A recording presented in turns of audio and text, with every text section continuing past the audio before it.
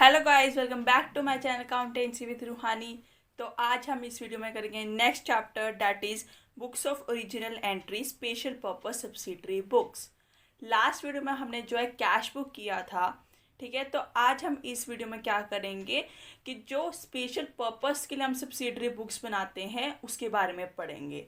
अगर आपको याद हो, जब मैंने कैश बुक स्टार्ट किया था तो कैश बुक के इंट्रो में मैंने जब कैश बुक का फर्स्ट वीडियो बनाया था तो उसमें थोड़ा इंट्रो दिया था कि भाई कितनी तरह की बुक्स बनती है। कैश बुक में तो हमारा कैश से रिलेटेड ट्रांजैक्शन आ गया, ठीक है। लेकिन जो ट्रांजैक्शंस हम क्रेडिट बेसिस पे करते हैं तो उनको कहाँ रिकॉर्ड करेंगे, तो उनके लिए हम अलग बुक्स बनाते हैं, ठीक है। तो अब थोड़ा सा हम इंट्रो समझ लेते हैं, एक छोटा सा इंट्रो जिसमें आपको समझ आएगा कि हम किस किस तरह के बुक्स बनाते हैं। जैसे यहाँ पे मैंने मेंशन कर रखा है कि दो तरह के हैं हमारी ट्रांजैक्शंस होती हैं, एक कैश ट्रांजैक्शंस होती है, एक नॉन कैश ट्रांजैक्शंस होती हैं, ठीक है। कैश ट्रांजैक्शंस तो कैश बुक में आ गई, ठीक है। लेकिन जो नॉन कैश ट्रांजैक्शंस होती हैं, जो क्रेडिट के बेसिस पे होती हैं, उनको कहाँ रिकॉर्ड करेंगे, ठीक है। तो उनके लिए हम अलग बुक्स बनाते हैं जिसमें आते हैं purchase book, sales book, purchase return book, sales return book और जर्नल प्रॉपर, ठीक है। परचेज बुक को रिकॉर्ड करने के लिए हम क्रेडिट परचेजेस जब करते हैं तब वो एंट्रीज हम लोग जो है परचेज बुक में रिकॉर्ड करते हैं। जो क्रेडिट सेल्स होती है वो सेल्स बुक में, अगर परचेज हमने जो खरीदा है वो हमने रिटर्न कर दिया तो परचेज रिटर्न बुक, सेल को ये करी है चीज़ और वो सेल रिटर्न हो गई हमें तो सेल रिटर्न बुक। लेकिन ऐसे कुछ ट्रांजैक्शंस होती हैं जो इन चार बुक्स में नहीं आती हैं, वो किसी और बुक में आती है तो उसको हम किस में रिकॉर्ड करते हैं, जर्नल प्रॉपर में, ठीक है। तो एक छोटा सा ये इंट्रो है जिसमें आपको पता चलेगा कि भी किस किस तरह के बुक्स हम बनाते हैं और कौन से बुक्स में हम किस किस तरह के ट्रांजैक्शंस को रिकॉर्ड करते हैं। इसके बाद आता है हमारा, अब हम आज की इस वीडियो में हम लोग जो है परचेज बुक को डिस्कस करेंगे, ठीक है। परचेज बुक को डिस्कस करेंगे। तो परचेज बुक को डिस्कस करने के लिए परचेज बुक आपको पता चल गया जिसमें आप क्रेडिट परचेज जो है हम रिकॉर्ड करते हैं, इसके अलावा उसमें जो है कोई और ट्रांजैक्शंस नहीं आती है। अगर कैश पेमेंट किया तो ऑब्वियसली कैश बुक बनेगी, बट अगर कोई चीज़ हमने उधार पर खरीदी है तो उसके लिए हम परचेज बुक बनाते हैं। तो परचेज बुक बनाने के लिए हमें हम जो है दो तरह के ट्रांजैक्शंस को रिकॉर्ड नहीं करते हैं, इस चीज़ का ध्यान रखना है। पहला आता है हमारा कैश परचेजेस। जो कैश परचेजेस होता है हम उसको जो है रिकॉर्ड नहीं करते हैं, क्योंकि ऑब्वियसली अगर हमने कैश पेमेंट किया तो वो कैश बुक में चला जाएगा। दूसरा आता है परचेज ऑफ एसेट। जो भी हम एसेट परचेज करते हैं वो हम परचेज बुक में नहीं लिखते हैं। क्यों? क्योंकि परचेज बुक में हम उन ट्रांजैक्शंस को लेते हैं जो गुड्स से रिलेटेड होते हैं। एसेट से रिलेटेड ट्रांजैक्शन को हम लोग जो है परचेज बुक में रिकॉर्ड नहीं करेंगे।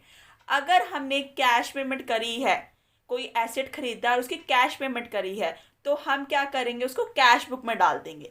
लेकिन अगर हमने क्रेडिट पे खरीदा है एसेट तो वो परचेज बुक में नहीं जाएगा, ठीक है।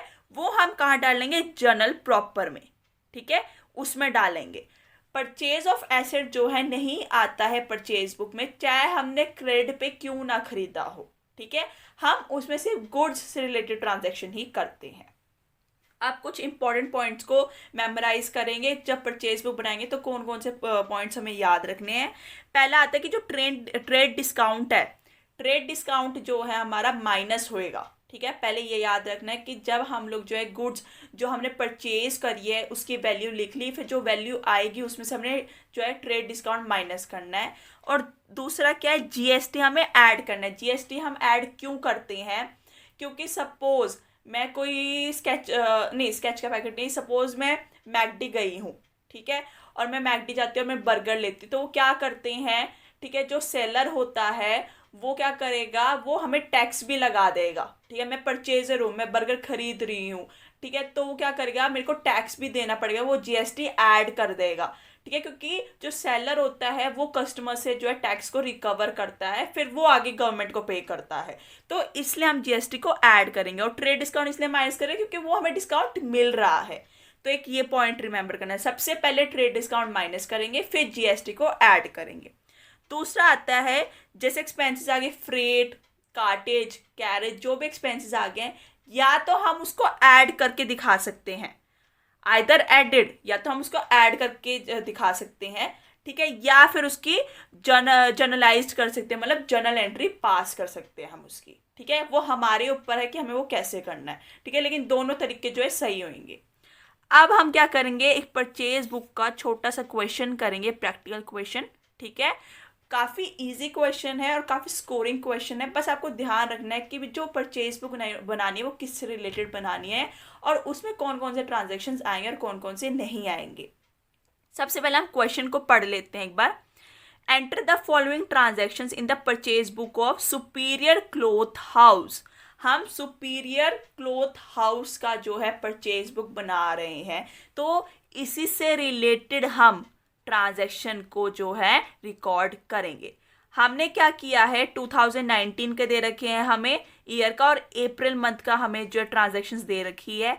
अप्रैल 4 में मैंने जो है राधा कृष्ण एंड सन से परचेज किए थे क्या, 100 मीटर कॉटन क्लॉथ परचेज किया था, वुलन क्लॉथ परचेज किया था, और उस पर मेरे को ट्रेड डिस्काउंट कितना मिला था, 20%, CGST मिला है और SGST मिला है, ठीक है, 6% ईच। तो एक ये ट्रांजैक्शन की भी मैंने कॉटन क्लॉथ लिया और वुलन क्लॉथ लिया है, तो क्लॉथ से रिलेटेड मैं परचेज बुक बना रही हूँ। इसका क्या मतलब है कि मेरी जो ये ट्रांजैक्शन है वो रिकॉर्ड मैंने करनी है, क्योंकि ये जो ट्रांजैक्शन है वो क्लॉथ से रिलेटेड है। उसके बाद आता है कि अप्रैल 12 में मैंने purchased from modern furniture house Delhi, कि मैंने जो है मॉडर्न फर्नीचर हाउस से कुछ परचेज किया जो दिल्ली में है। क्या परचेज किया, 10 चेयर्स एट द रेट ₹200 पर चेयर। मैंने एसेट परचेज किया। अब मैंने आपको बताया था कि जो परचेज बुक में एसेट नहीं आता है, ठीक है, ये बेशक क्रेडिट परचेज है। क्रेडिट आपको ये तो पता है ना कि यहाँ पे नाम आ गया है, राधा कृष्ण एंड सन से मैंने जो है परचेज किया, इसका मतलब एक क्रेडिट परचेज है, ठीक है। ये भी क्रेडिट एसेट मैंने परचेज किया, लेकिन हम क्रेडिट एसेट जो है हम परचेज बुक में रिकॉर्ड करते ही नहीं, वो कहाँ जाता है, जर्नल प्रॉपर में। तो इस चीज़ का ध्यान रखना है। तो ये एंट्री हमारी क्या है, नहीं आएगी, ये एंट्री हम लोग जो रिकॉर्ड नहीं करेंगे। उसके बाद आता है 23rd, मैंने जो है हरी ओम एंड सन से जो है परचेज किया क्या, 120 मीटर का वुलन क्लॉथ, ठीक है, 200 मीटर का कॉटन क्लॉथ और 80 मीटर का सिल्क क्लॉथ जो मैंने परचेज किया है। उसमें मेरे को ट्रेड डिस्काउंट इतना मिला है, CGST और SGST मैंने इतना पे किया है, और मैंने जो है फ्रेट चार्जेस भी पे करे हैं, ठीक है, 150। तो ये हमारा क्वेश्चन, तो ये मैं क्या है, ये ट्रांजेक्शन रिकॉर्ड करूंगी क्योंकि ये क्लॉथ से रिलेटेड।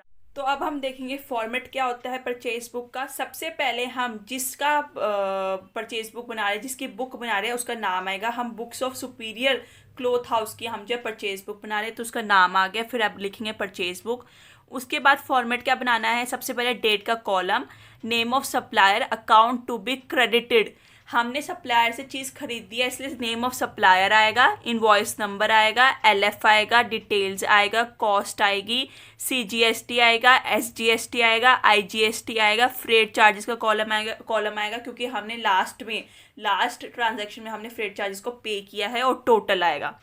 अब हमने क्या करना है, ये मैंने क्वेश्चन सॉल्व कर रखा है क्योंकि ईजी क्वेश्चन है, घबराना नहीं है बिल्कुल देखकर।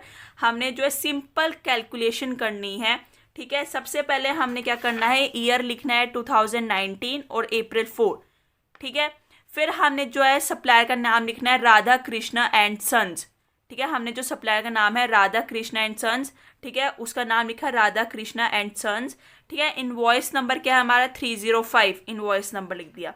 अब हमने जो जो चीज़ें परचेज करी हैं वो लिखनी है। 100 मीटर का हमने कॉटन क्लॉथ लिया है 40 रुपीज़ पर मीटर का, 80 मीटर का वुलन क्लॉथ लिया है 80 पर मीटर का, तो 100 इंटू 40 4000 डिटेल्स में, 80 इंटू 80 6400, ठीक है।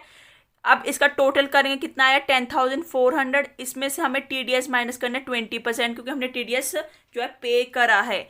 तो जब इसका 20% करेंगे तो 2080, वो माइनस किया, ब्रैकेट मतलब माइनस, ठीक है। फिर कितना आया, 8320। इसमें हम CGST और SGST जो है 6% ईच लिखा हुआ है कि दोनों हमने पे करें 6% ईच, CGST 6%, SGST 6%।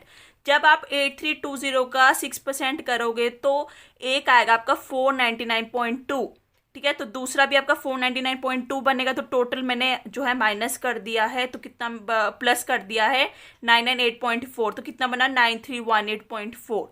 तो ये मेरा एक जो है डिटेल, एक मेरी जो है कॉस्ट हुई कि मैंने कितना उसको जो है पैसा दिया है। तो कॉस्ट में जो हमने वैल्यू लिखनी है वो ध्यान से सुनो, कॉस्ट में हमें जो वैल्यू लिखनी है वो ट्रेड डिस्काउंट माइनस करने के बाद लिखनी है, ठीक है। ट्रेड डिस्काउंट माइनस करने के बाद जो आपको वैल्यू आएगी वो लिखनी है। CGST हमारा कितना था 499.2, SGST भी हमारा 499.2, इन दोनों का टोटल करके मैंने माइनस किया, वो प्लस किया था। IGST हमने पे नहीं किया है, फ्रेट चार्जेस हमने पे नहीं किए हैं, ठीक है। टोटल में हमारा यहाँ ये वाली वैल्यू होगी, जो लास्ट की जो वैल्यू है वो हमारी टोटल आ गई, ठीक है।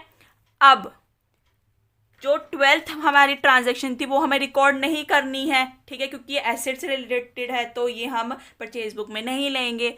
उसके बाद 23rd आता है कि भी हरिओम एंड सन से मैंने खरीदा और उसका इनवॉइस नंबर था 390, तो मैंने सप्लायर का नाम लिखा हरिओम एंड सन्स 390, ठीक है। 120 मीटर का मैंने वुलन क्लोथ लिया, आप फुल फॉर्म लिखोगे, मैंने शॉर्ट फॉर्म यूज़ करी है। 120 मीटर का वुलन क्लोथ लिया मैंने 70 पर मीटर का, ठीक है, जो 8400 में पड़ा। 200 मीटर का मैंने कॉटन क्लोथ लिया 35 पर मीटर का, जो मेरे को 7000 में पड़ा। 80 मीटर का मैंने सिल्क क्लोथ लिया जो 100 पर मीटर पे पड़ा मेरे को 8000 का। टोटल किया तो मेरे पास कितना आया इसका 23,400, ठीक है। ट्रेड डिस्काउंट जब मैंने माइनस किया 20% तो कितना पड़ा 4680, तो जब मैंने माइनस किया तो मेरे पास कितना आया 18,720। अब मैंने इसमें CGST और SGST जो है 10% ईच जो है ऐड करे हैं। जब 18720 का आप 10% करोगे तो कितना आएगा 1872, ये एक का आ गई, CGST की वैल्यू एक की आ गई है। मैंने CGST और SGST दोनों पे करी, तो दोनों की अमाउंट टोटल करके कितना बनता है 3744, ठीक है। जब मैंने वो ऐड करा तो मेरा कितना बड़ा 22,464। फिर मैंने फ्रेट चार्जेस भी पे किया 150 के, तो कितना अमाउंट बढ़ा 22,614। तो अब कॉस्ट में क्या वैल्यू आएगी मेरी, जो ट्रेड डिस्काउंट माइनस करने के बाद कितनी थी 18,720। CGST मेरा कितना पड़ेगा, ये टोटल है CGST प्लस SGST, ये ध्यान रखना है आपको, ठीक है। इसको अलग करके लिखो 1872 IGST मैंने पे नहीं किया, फ्रेट चार्जेस 150 और टोटल जो मेरी अमाउंट थी वो लिख दी है। तो ये है आपका क्वेश्चन, ठीक है। आपको ऐसे प्रैक्टिकल क्वेश्चन को सॉल्व करना है, सिंपल कैलकुलेशन है, बस आपको जो है जो जो आपने परचेज किया है उसकी डिटेल्स लिखनी है, ठीक है। फिर ट्रेड डिस्काउंट जो है माइनस करना है, और जो CGST SGST या IGST जो भी आपने पे किया है टैक्स वो आपको जो है ऐड करना है। और कोई अदर एक्सपेंस चाहे फ्रेट हो चाहे कार्टेज हो या कैरेज हो, अगर वो आपने पे किए तो आप ऐड भी कर सकते हो या जर्नल एंट्री उसकी पास भी कर सकते हो, ठीक है। तो ये आपका क्वेश्चन है। नेक्स्ट वीडियो में हम लोग जो है सेल्स बुक के बारे में डिस्कस करेंगे। तब तक के लिए बाय बाय।